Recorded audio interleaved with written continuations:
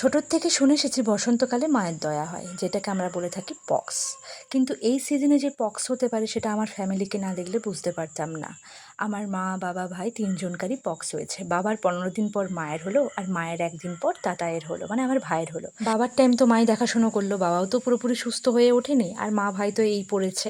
তাহলে এখন তিনজনের দেখাশোনার জন্য আমি রইলাম। এখন 3 বেলা খাবার আমি এখান থেকে পাঠাবো, ওরা শুধু রেস্ট নিক। তবে এই ডিম টোস্ট ওদের জন্য নয়, ওদের জন্য তেল হলুদ ছাড়া আমি কলাই সিদ্ধ করে সকালে পাঠিয়ে দিয়েছি, আর দুপুরবেলায় তেল হলুদ ছাড়া ডাল, আলু পোস্ত, আলু সেদ্ধ এ সমস্ত করে পাঠিয়ে দেবো। আর আমাদের জন্য শেষে আলাদা করে একটুকু মাছ করে নেব।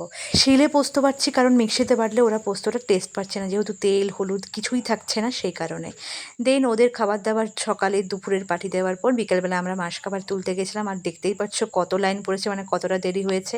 আসার সময় একটু ডিম, টমেটো, কাঁচা লঙ্কা নিয়ে এলাম। দেন আবার ওদের কলাই সিদ্ধ রাতের জন্য পাঠিয়ে দিলাম। দেন রাতে আজকে আমরা খাবো ম্যাগি। তো চলো বাই।